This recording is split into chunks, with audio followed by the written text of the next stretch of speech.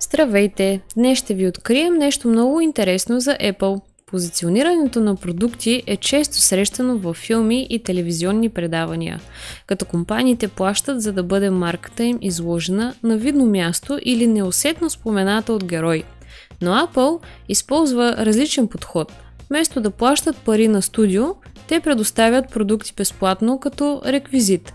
Ето как един от доста популярните нови сериали в Америка използва iPad в епизод, излъчен 2 дни преди пускането на продукта.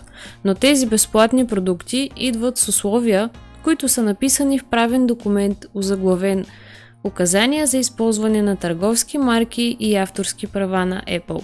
Там ще намерите правила като например продуктът на Apple да се показва само в най-добрата светлина, по начин или контекст, който отразява благоприятно продуктите на Apple и Apple Inc. Той дори описва граматически правилния начин да се говори за техните продукти. И документът казва изрично, че злодеите не могат да използват устройства на Apple.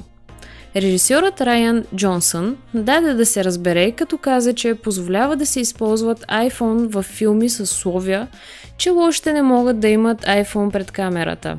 Причината вероятно се дължи на негативния имидж на злодея, с който Apple не иска да се свързва. Всъщност, Apple дори не иска техните продукти да се използват по начин, който създава усещане за одобрение или спонсорство. Вероятно отново, защото създава негативен имидж. Вместо това, техните продукти трябва да бъдат представени естествено, точно както са в реалния живот. Тъй като да видите герой да използва iPhone е по-мощно одобрение, отколкото да чуете герой умишлено да привлича вниманието към него. И като се замислите, това е невероятна сделка за Apple, тъй като те се възползват и имат контрол върху продуктовото позициониране, без дори да плащат за това. Това е така, защото студията нямат голям избор. Те биха могли да накарат всеки герой да използва устройства с Android, но би било доста нереалистично, като се има предвид колко често са срещани iPhone-ите в реалния живот.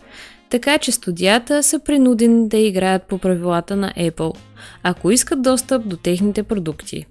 Това беше всичко за Apple. Благодарим, че гледахте!